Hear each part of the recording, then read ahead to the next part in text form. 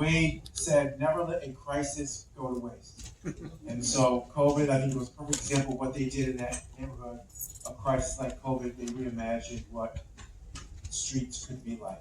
So, Wade, so, first of all, why don't you stand up and stretch? We sat for like 53 minutes, get the wiggles out as we transition to our community conversation with our facilitator and panelists. If they can start making their way to the stage, it's a great time for us to stretch and get the wiggles out. And our moderator and panelists, can you make your way to the stage? We are incredibly blessed to have Wade Norwood join us tonight to bring his wisdom and speaking power to facilitate this conversation. Wade is the Chief Executive Officer of Common Ground of Health. He's also my mentor and my boss, so I have to say a lot of good things about him. I want to get paid on the 7th and 22nd of every month.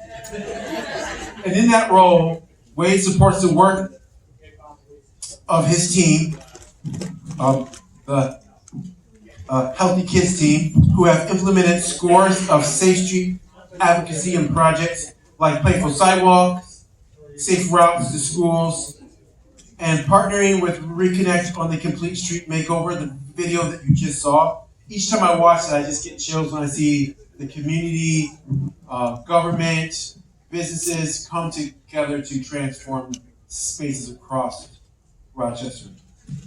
It would take a long time for me to recite all the Wade's credentials and the important positions that he holds.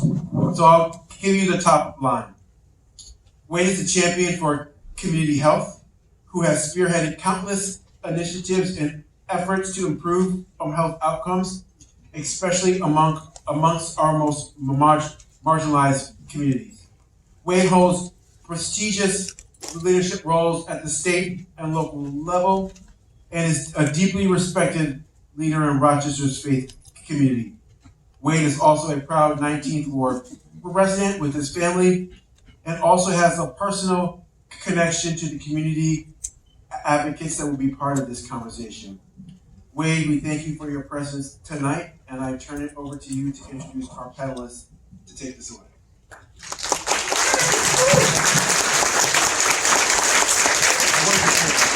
Well done, Eric. You preserved job security for one more day.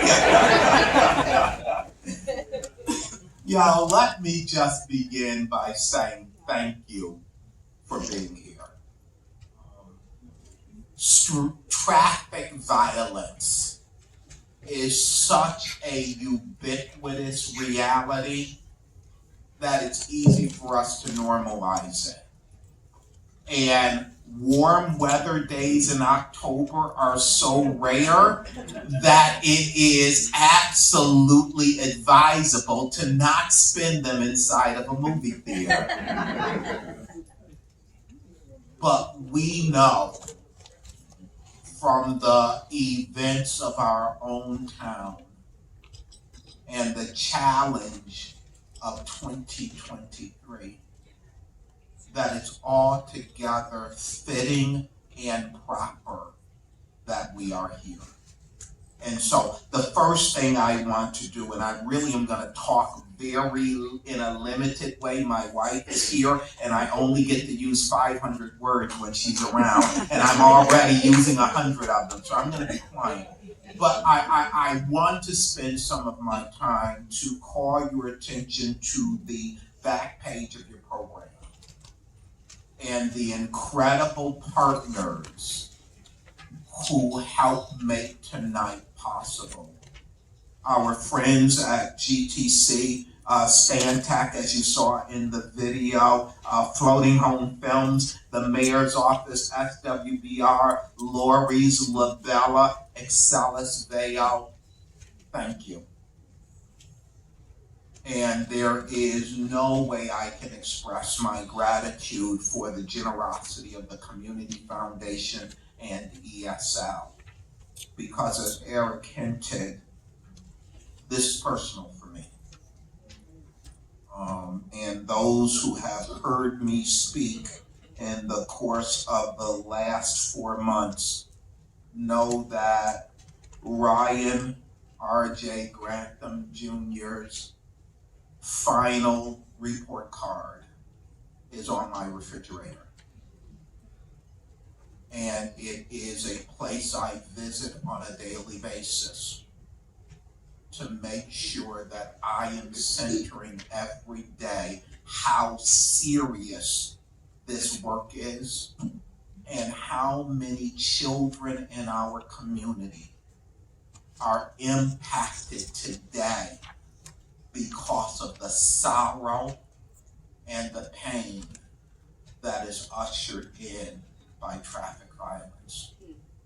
And so I need you to know my fundamental feeling right now is gratitude and appreciation.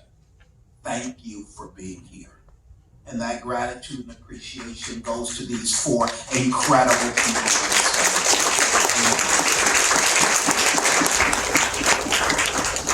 And so let me, from my farthest working towards me, introduce you to Mike Weston, who is the executive director of his branch's Community Health Center, an incredible asset here in the city of Rochester, and particularly in my 19th Ward neighborhood. I'm glad that you got to see members of his team who have been intimately involved in the amazing work of art that was done on Arnett Boulevard.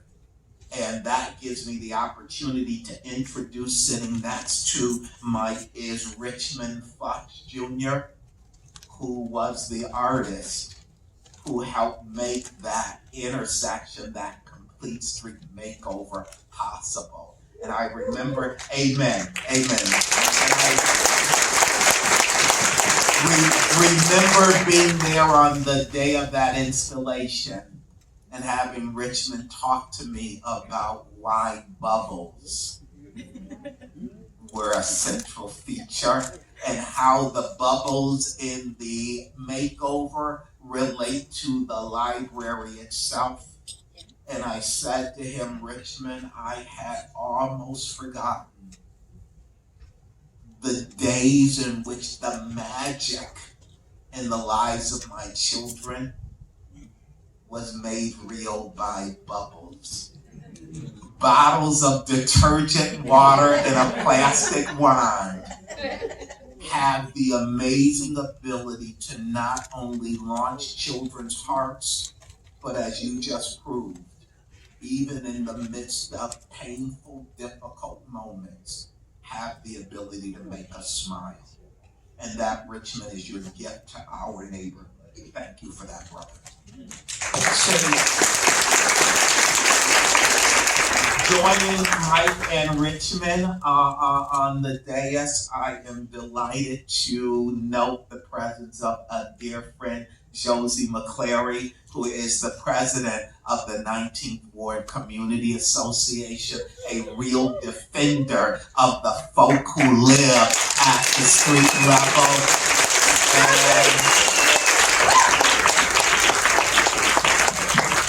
And I would say not only a true public servant, but on that very sad day in which I needed to report to the hospital and confirm a tragedy, Josie McClary was there for me and my people. Thank you for being here tonight.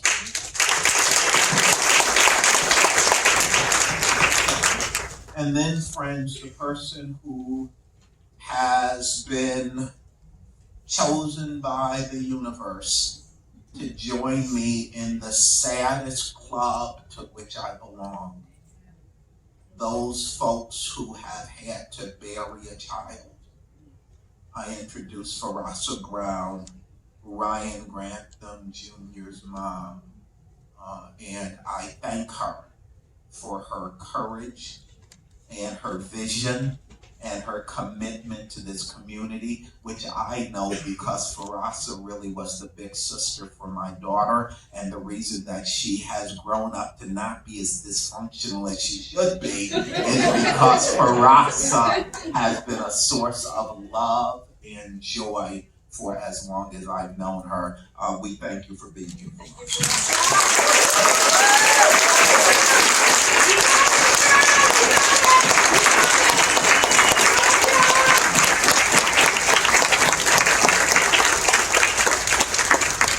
So my friends, my job is to make sure that we are wrapping up at 25 minutes after the hour and giving the podium back over to Mary. You can tell how much we live on Zoom. I was saying, giving the phone back over.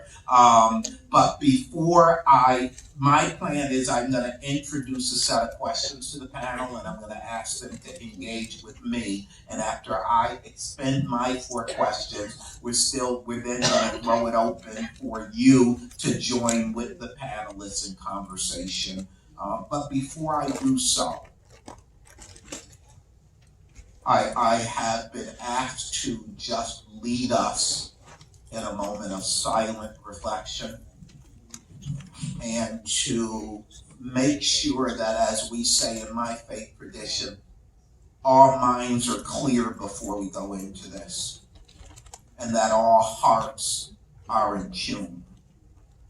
And I will, when I wrap up, return to the theme of James Weldon Johnson and his writing what I know as the Negro National Anthem, what you know as Lift Every Voice and Sing. The song was written in 1900. Only 35 years after the Civil War. My mother's great-grandfather, whose grandparents were born in Africa, was 46 years old at the time of the writing of this song. And it is a prayer. And it is a prayer that we are able to sing a song full of the faith that the dark past has taught us. And that we be given the strength to sing a song full of the hope that the present has brought us. And so I would ask you to just join me in a moment of silent reflection. The events of this world are troubling. The events of this nation are dismaying. And the truth of our home community can make us feel dispirited. But I'm going to ask you to join me in reflecting on the faith that the past has taught us and the hope that the present has brought us.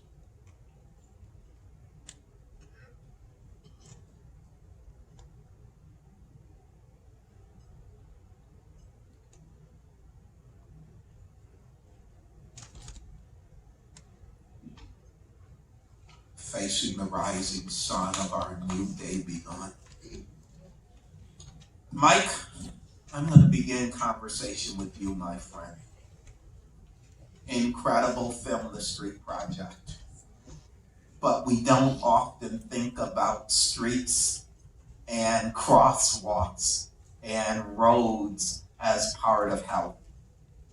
As someone who is intimately connected with the health and the health improvement of our community, I'm going to ask you to play me tonight and set the stage by just talking about how and why all of this connects to health and why it connects to our neighbors.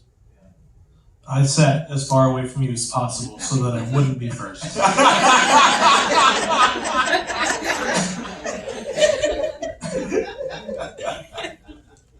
It's an honor to be able to have a chance to speak tonight to you.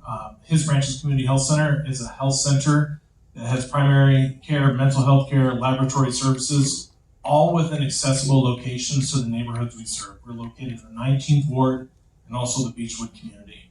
And so for us, where we're located has a strong priority on people's ability to get there. And as it comes to crosswalks and streets and health, Common Ground has reported that in the city of Rochester, Black residents die an average of 8 years earlier than white residents in the county. And Jan Gale, who's a Danish urban developer, has identified if individuals have places that they can walk to an hour a day, it would add an average of 7 years of life to their life. And so as places like his branches work to create equity in healthcare for the residents of our city, having places that we can walk to, businesses, libraries, coffee shops, all those places on our street that we have on our Net Boulevard, having places people go from their house to ride their bike provides that sense of security and safety in order to eliminate the social determinants that are killing the people of our city. So having an opportunity to walk, you don't have to drive to Planet Fitness, you don't have to drive all the way across town for groceries, but having the ability to walk to places on a regular basis actually increases your lifespan. And then when it increases your health, the quality of life, it has an opportunity to meet people on the street, have conversations, engage, which further reduces complications with mental health and heart disease and isolation. So the ability to move not only creates better length of life, but also better quality of life. So the way that we design the cities is a justice issue for us to consider with Rochester and around the world.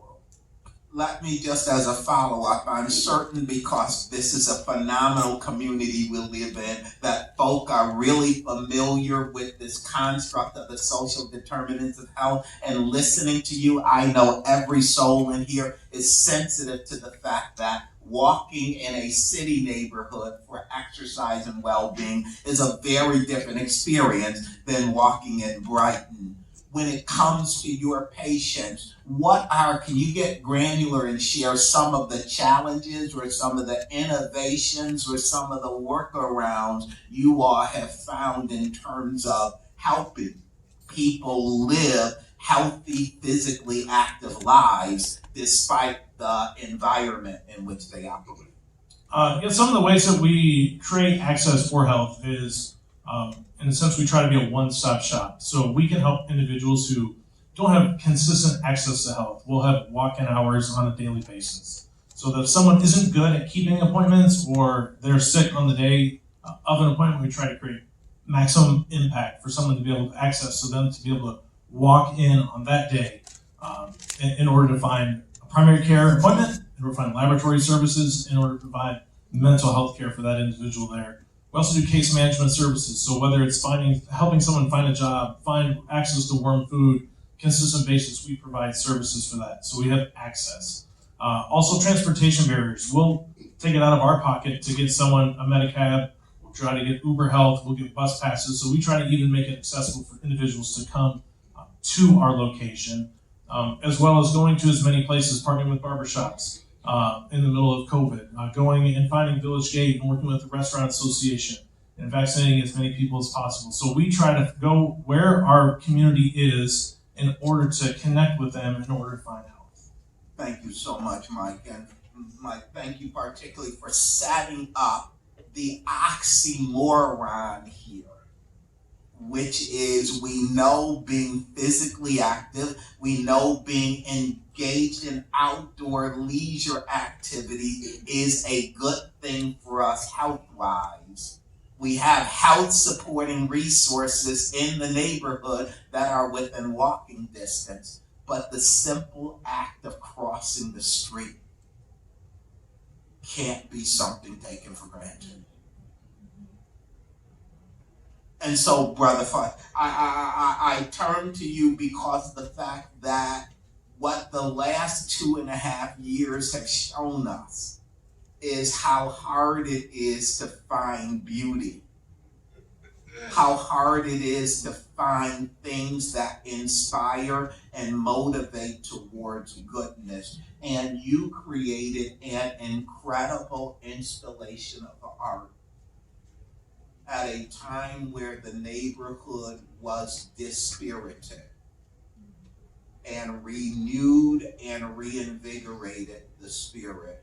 I'd be interested in your conversation as an artist who had to work with traffic engineering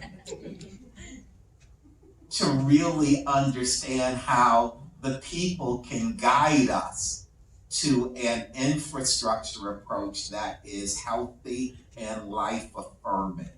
And I think it's magical when the pathway is led by artists to bring community and science together. As you approach this project, talk to us about your aim and what you accomplished.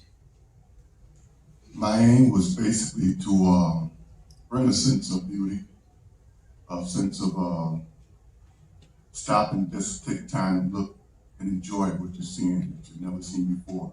A mural in the middle of the street, the intersection of Warwick and Arnold Boulevard. To me, that is something truly amazing. I've done murals on walls, outside and inside, but to come up with a mural for outside on the streets was something that was only from my creator himself. The metaphor that I received in my spirit to go forth as far as putting a mural on the streets came from my understanding of what I see as a metaphor. It's a sunflower. Unfortunately, the cameraman didn't catch the side of the building where it started from. For me, the metaphor of the sunflower, it rises up and faces the sun during the day. It takes all the energy from the sun, all the energy that's around the sun, even beyond to our Creator that's around us, in us, and among us. And at night, in the evening, the sunflower comes down. And as it comes down, what I see in my spirit is it releases all that energy, all that light, all that love, all that oneness, all that community that we need to have with one another that reflects the attributes of our Creator. And as you think about it, bubbles do not reflect darkness. Only light, things that you need to help you grow, to help you feel happy about, feel comfortable about, floating in the air and just enjoying as it just float around. So what I came up with, the metaphor that was put into my heart was the sunflower inside the building. The bubbles started from there and went down the sidewalk and into the streets. So that sense of presence, that sense of oneness, that sense of love and light is into the street over the mural. But I can't take credit for all the mural design. Susan Morehouse came up with the idea of geometrically still making the sunflower a regular shape. She wanted diamond shapes, triangular shape petals on the sunflower, what I thought was awesome. It adds another dimension. It stops you, makes you look and think a little bit. And someone else in the group, in the community groups, came up with the idea because they knew I was going to put a mural on the side of the building. He said, you got to have a book on there because all the other murals is book bindings of different authors that the library had. So I said, wow, that's a good idea because all I was going to do is put sunflowers there. I'm just obsessed with sunflowers and the metaphor behind it. So I put the sunflower as if it was growing out of the book. And on the book is the 100th anniversary of the library. By coincidence, that this year is the 100th anniversary of the branch library. So that just worked very nicely, smoothly into my design that the community accepted. And we just went forward with it and we just had fun that day. We just had fun. And if you all have not had the chance to go visit the Arnett branch of the public library system, I really encourage you to do so. It is a very much a working branch library. It is key to the neighborhood. My 33-year-old son remembers he got all of his sheet music from the Arnett branch library, and the exterior is painted with the covers of books. And it is absolutely a sight to behold. Thank you, Brother Futch. We're going to come back to you.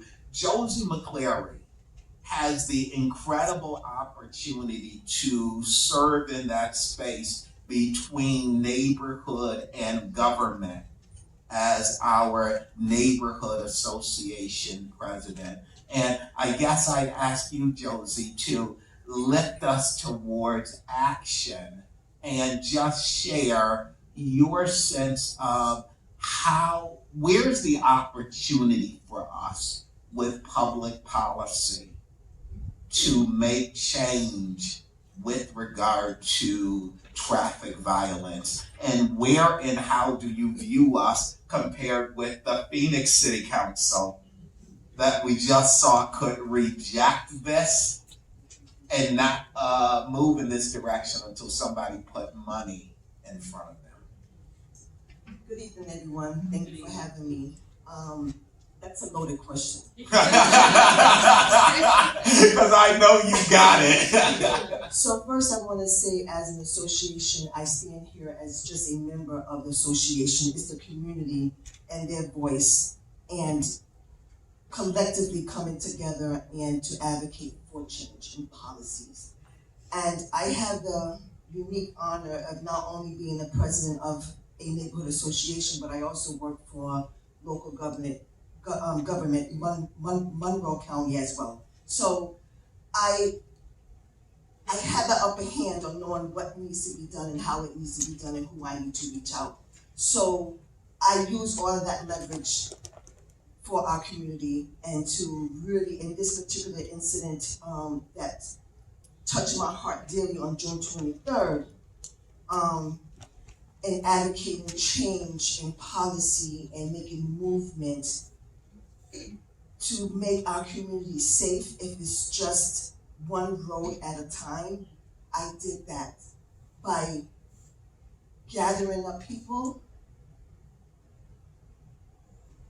having their voices heard, and me being that person that's taking it to the city council. And when we showed up as city council, we showed up as a community, not just Josie McClary. We showed up as a community. So in Phoenix, I seen that Miss Champion was standing there by herself. I don't know what the audience looked like, but she was standing there by herself at that podium. We don't play like that in the 19th ward. We move as a community. And that is important. That is important. So I hope I answered that question. Oh, you absolutely did, and Sister McClary, you may have very well set up Farasa's response, because Farasa, I would not stand here and ask you questions, because you know more than anybody. But what I would say is it took a long time for me, after we said goodbye to Crystal and said goodbye to Tiffany, to move out of self and into service. And I think all of us have been very grateful for how you have been involved in service, how your mom, your brother, and your daughter have been involved in service while doing the work of healing. And I just invite you to just share with us why the serving and the giving to this community is meaningful. Well, good evening, everyone. Thank you for coming out. Thank you for having me. I've always been a community young girl. It started from the church to being a Girl Scout. Some of you may know, some of you may not know, but Uncle Wade is my uncle and Lisa is my aunt. So when we lost Crystal, I seen the heartbreak and the hurt in them. I wish I could have done more to be there for Chris and Julia. I did my best that I could. I've taken hard hits from a young girl to now. This one just hit me harder than I expected. Growing up, I was always taught to always change negatives and put it into a positive. With Bear, it's very, very negative. But me being me and having the support and love that I've always had, I've tried my best to make it as positive as possible. I don't want people to look at it as a situation in vain. I want people to look at it like, okay, she didn't turn this tragedy into something worse. She made it a beautiful thing. If anybody knew Bear, they knew Bear was a beautiful soul. He was very loving, fun, face full of dimples and smiles. So when everyone asks me questions as far as like, why are you doing this crosswalk? To me, it's RJ. It's simply him. That was his area. RJ got his hair cut there. I got my hair done there. He always was in the meat market getting snacks. So to me, that just puts a stamp on my family and my son, along with the community. June 23rd was horrible. I flash back every day. I smile because I don't want to cry. I don't want the pain. I don't want everyone to see it. I have my days. I'm definitely entitled to it. But just looking at the positivity with everyone signing a petition, showing up to city council in green. My mom's hair in green. My daughter's hair is green. I keep green on me and it keeps me warm. It keeps me happy. Every day from the 23rd until school started back up, I sat out there for hours and hours and hours, just so I could see what it is that I really needed to do. If you've been on Thursday, you will see that there is no speeding signs. You will see that there's no crosswalk for about 15 blocks. You see that the traffic lights, there's a large distance. I've sat out there and watched pedestrians nearly get hit just by crossing a side street. I've seen possible accidents in the same spot I had an accident in the year prior. In that area, it's more residential now than anything. Yes, there's businesses there, but you see more people just walking and trying to get through the day or getting off the bus. It's a lot over there. Unfortunately, it was my son that passed, so I don't want anybody else to experience what me and my family have experienced, what may have touched the community or hurt the community. I just want to make everything in that area just more enlightening, a lot more passion, more caution, more safety. So that's my goal right now for the community. Thank you, darling.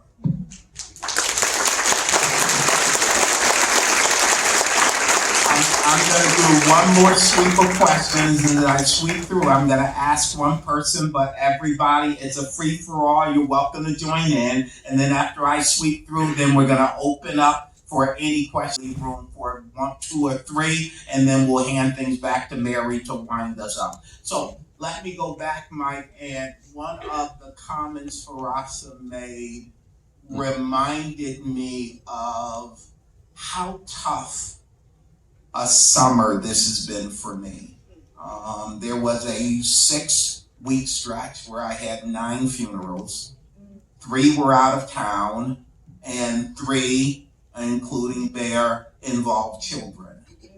And there was a point this summer where I just needed to say publicly, it's really good to cry around people who love you.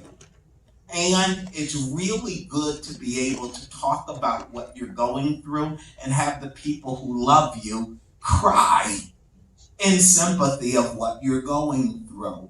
And I guess my question to you would be, given the fact that I don't think I'm alone, I certainly see the data that mental and emotional health for children and for our adult neighbors is becoming more and more of a concern. And Brother Futch, I'm going to just say to you, we know the beauty of nature, outdoor, and art to bring healing. So I want to set you up for the question I'm going to ask you. But as you all are responding to community health needs, Mike, what would you share with us about mental and emotional health and wellness? We were talking about tears with Lisa and Michelle before, and how it takes a movie like Field of Dreams, playing catch with a kid, in order to make me cry. It takes my wife's father to cry. Outside of that, it doesn't happen much, except for when you tell your stories of your family. And at his branches, 76% of our patients come from the city of Rochester.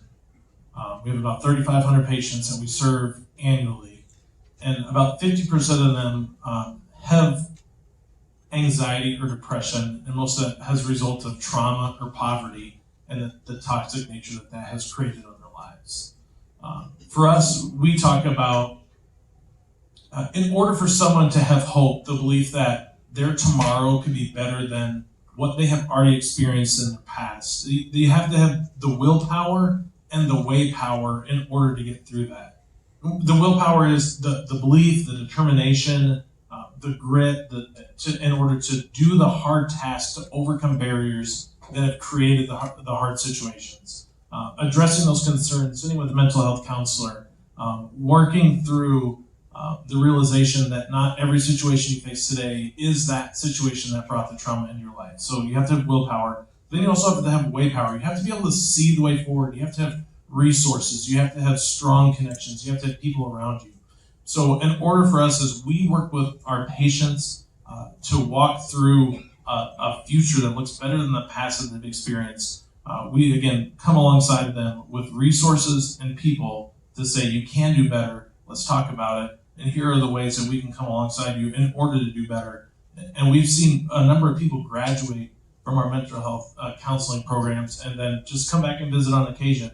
But that's the kind of work that we're trying to do, is people who have a deep, deep trauma in their life, the anxiety and depression, a willpower and way power, that you can be better today because of your belief that tomorrow will be better.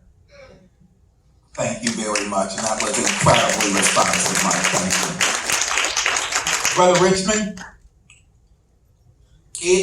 I think of my childhood growing up in this town, and Josie, this is setting you up for your question. I think about my childhood in this town and how incredibly accessible and present, even though I grew up off of Genesee Street, how incredibly accessible and present the art gallery, the planetarium, the museum and science center were to me because of field trips. We've lost field trips for children. What would you recommend we might do, although we're not accomplished artists like you, to introduce art, beauty, expression into the lives of the children that we touch naturally, each of us? Believe it or not, the subject of art, creativity, visual beauty lines up with healing. Same thing Mike does. It lines up with bringing a sense of peace within your mind, your body, your emotions. Scientists are starting to prove what we as some artists already knew years and years, centuries ago, that it brings a sense of a calmness. They've already proven that art is more than just the visual. It affects your mind. There's a book called Your Brain on Art. They have scientifically proven that art changes your mind function, that changes your emotions, your well-being. It has been proven. So it is more than just to look at and admire. You don't have to be an artist to admire art. You can just admire the beauty itself. The spirit of creativity just brings a sense of wellness to you, a sense of adoration, a sense of just a love. It just helps drive away that depression, uneasiness. just to give you a sense of peace. But most so, the library, I love the fact that the library got art all in the library. Years ago, I'm thinking maybe 8 or 10 years ago, when Susan Morehouse asked me to come do a mural on one of the double doors, and I was very hesitant to do that because to me the library is a sacred place. When I was a young man, it just brought a sense of peace. It was my haven because of my family life. I went to the library to get away from other stuff, and I saw the beauty in the library. They had pictures in the library. But Arnett took it to another level. They had they asked me to put murals in the library, 2 or 3 murals inside the library. And then they say, will you put some art on outside the building? That brings a sense of peace. I'll never forget the day I was up on the ladder doing a mural, and a young boy walked by, and he just stopped and looked at it and started talking. He said, thank you for making my neighborhood beautiful. And that just my heart just dropped when he said that. I mean, this young boy said, thank you for making my neighborhood beautiful. So I said, wow, even they see it. So art is more than just the visual. It gets into your heart and your spirit and brings a sense of peace. Thank you very much, brother.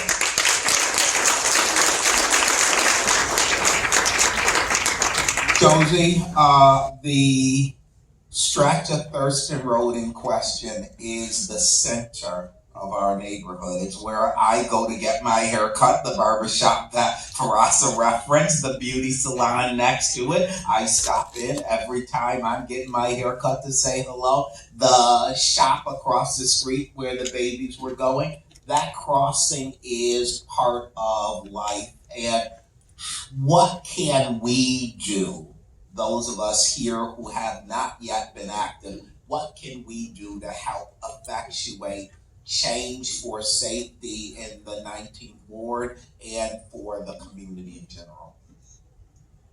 Get involved. Get involved. Don't be afraid to get involved. I think that it's important that when you see a situation and instead of, well, it doesn't affect me, it does affect us all because it affects one person in the neighborhood, it affects everybody. So I think it's very important that we get involved. Particularly on Thurston, I am thankful, and I cannot leave here tonight without saying that I am grateful to the county executive, Adam Bello, and to the mayor, Evans, for moving as fast as they have. Amen. Amen. That accident, and I just wanted to say right now that RJ is, and I won't use a past tense, is my grandson, Aspen Coley's best friend. So when I got that call, it touched me beyond, like if that was my own grandchild. So I moved, and I moved quickly. And the mayor came, and the county executive came, Demond Meeks came, and they walked Thurston, and they seen the situation, they seen that there need to be improvements, and they act on it immediately. So again, I am grateful that they seen the problem, they heard us at City Council, and they worked collectively together to get that done. And I believe as a community, as this audience, we can do that together. Amen. And so when meetings come up and there's advocacy around, we cannot do this by ourselves. The city of Rochester can't do it by itself. Monroe County can't do it by itself. We have to do it collectively. And that's just the way, that village mentality needs to come back. Amen. So be on guard for calls to service, calls to action that you'll get from Reconnect Rochester. But if you run across the mayor or county executive Bello, say thank you. I can tell you, my 20 years in public life, having people say thank you was a rare occurrence. And it absolutely will buy us a lot of good partnership that we're going to need to continue this work. I'm going to yield the microphone and thank my panel, but I'm going to provide the final word to Farasa. Any last thoughts to share with your community? Because these people love you. Well, I love y'all too. Amen. Honestly, I'm just gonna honestly say thank you. The amount of names on the petition, it was a lot more than I expected. I'm really private, I'm really to myself. But to see the amount of love that was poured into the petition, the meetings, county, thanks, Mom. It definitely means a lot.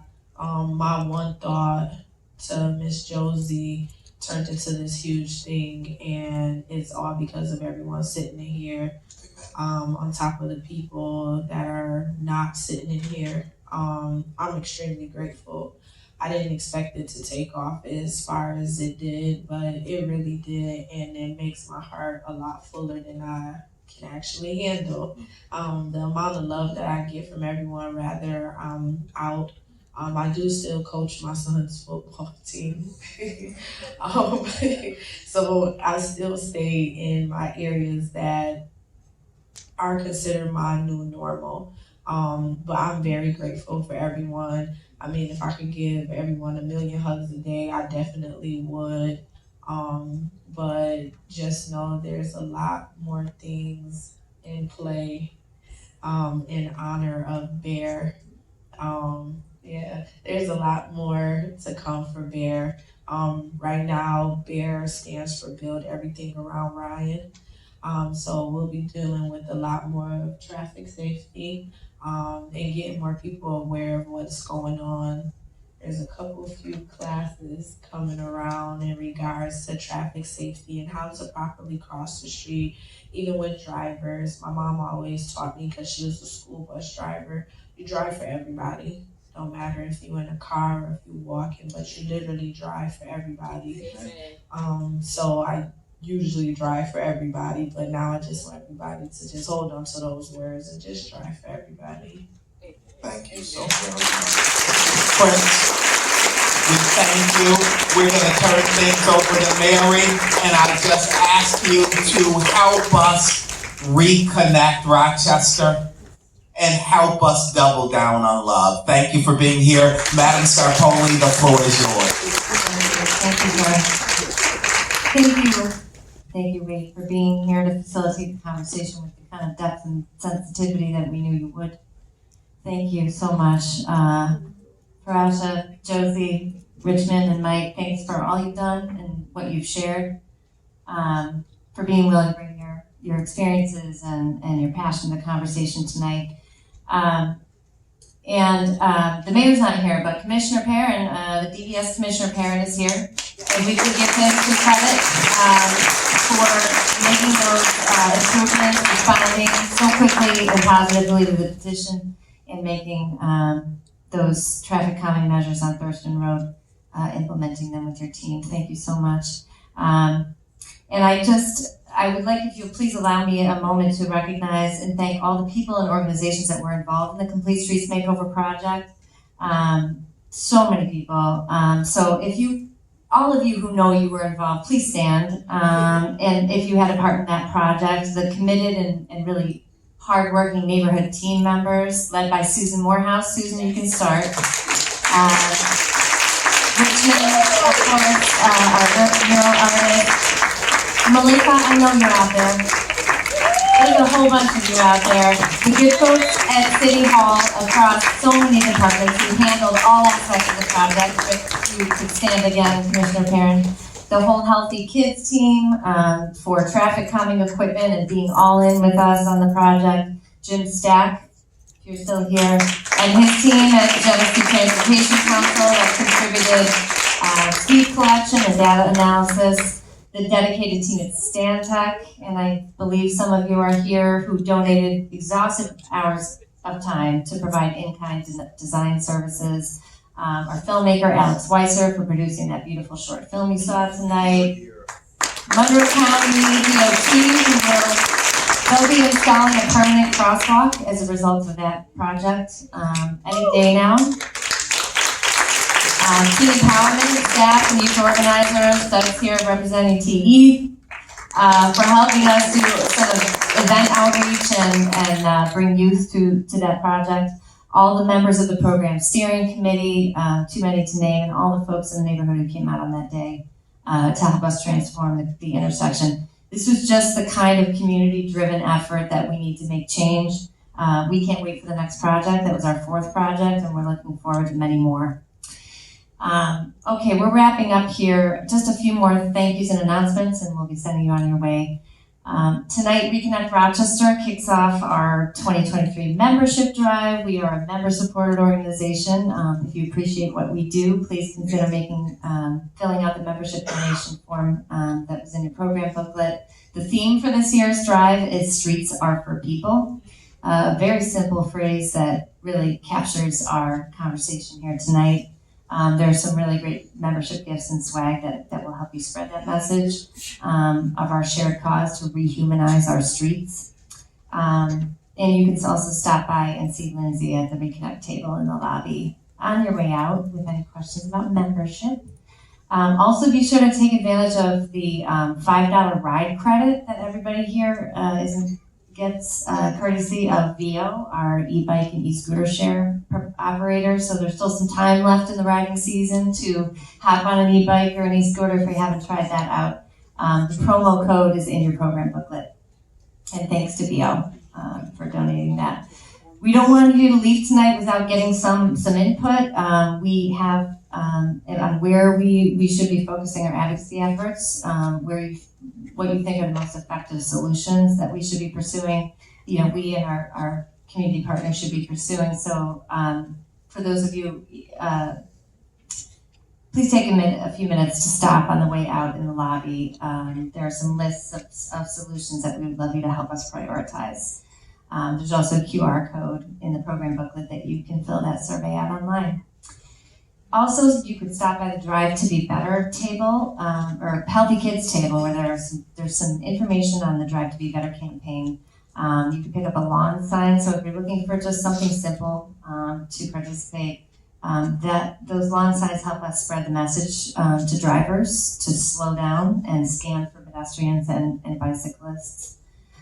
And one other thing, we ask, please help us improve Rochester street films by filling out the event survey, and you could do that, the old-fashioned way with paper and pencil. I think they were in your program booklet, or there's a QR code to the survey in the program booklet as well. So, thanks. The planning of this event was a team effort, big team effort, and I want to recognize every member of the Reconnect Rochester team staff who had a hand in putting this together. So, Jaeja, Lindsay, James, Josie, and Cody. Thanks to Matt and the rest of the Little Theater staff for being excellent hosts. And again, we can't thank enough the Community Foundation, ESL, and all our sponsors for supporting us so we can bring this program to you. That's all. Good night, everyone, and get home safe.